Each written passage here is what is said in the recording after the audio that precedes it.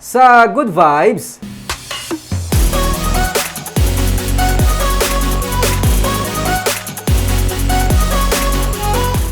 Nagadamo na nga nagadamo ang kliyente sa isa ka online nga flower shop sa Bacolod. Bisan ginatos nga mga orders, masarangan nila nga ma-deliver sa bulig man sa mga delivery riders nga nangin pamilya na sang tag-iya. May report si Romeo Subaldo. Si Joanne, halin sa pagkayaya sang kabataan ni Beverly Ann Luquiao Cantilier, nakatapos sa pag-eskwela kag karon, florist naman ni Ann sa Ann's Flowers Bacolod niya nga online flower shop. Siya nag-assist sa kay Ann sa paghimo sa mga bouquet. May admin sila nga nagabaton sa order nga si Jam, kag may 12 sila ka mga riders nga amo ang magapasiguro nga ma-deliver ang tanan nga mga order sa Valentine's Day. Ini ang pinaka masako nga adlaw sa bilog nga tuig para sa ilang nga team. Halin sa gamay nga online flower shop, amat-amat sila nga nagdako. Sadto anay, sila lang gid sang iya nga mister ang nagapangamot sa paghimo sa mga bouquet kag pang-deliver sini. Tubtob nga nagdako ng ilang nga pamilya. Nag-grow na nang nag-grow hanggang sa pati yung team. Before kasi kami mag-asawa lang nung nagde-deliver. Tapos meron akong tao na gumagawa for me ng flowers. And then eventually nung pandemic, we had to switch. Kasi ang hirap na pupunta pa ako dun sa pinapagawan ko ng flowers para magpagawa.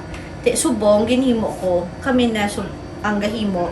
Istorya ni Ann, wala nagdako ang ilang online flower shop kun wala sang riders. Sila ang yabi kun nga nabaton sa ilang mga kliyente ang ilang mga orders on time. Si Dan ang team leader sang riders, siya ang nagapasiguro nga may sistema ang delivery kag mabit nila ang mga deadline.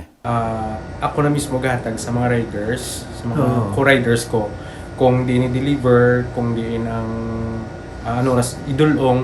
Because personally, ako man mismo is aga-deliver man. Gabulig na. Gabulig na. Kung hindi ni kaya sa riders, gagwa ko kung mag-deliver man.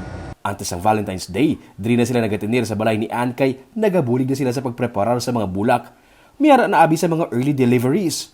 Last year, malapit sa 300 ka mga bouquet ang ilangan na pang-deliver, halin 5 a.m. to 4 p.m. Subong, yara na malapit sa 100 ang ilang mga orders. Wala pa mag-abot ang peak sang orderanay nga masami last minute. Sunod sa kay Ann, sa kalawigo nila kapag inupdanay, maayo na ang ilang teamwork. Even sa akin, not only sa flowers, meron ko mga personal errands.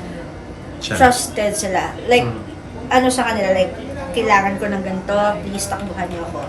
And, even like, sa akin personally, may isang rider dyan, si Mark, husband din ni Jam. Siya yung nag-take care sa akin, father, nung nasa ospital.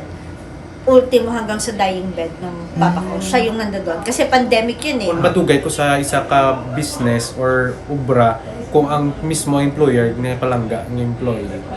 So, muna dapat ang relationship na. Para kay Ann, importante nga ginasaligan mo ang imo nga mga tao. Kaina nga pagsalig, ginabalik man sa ila sang ila nga mga kliyente.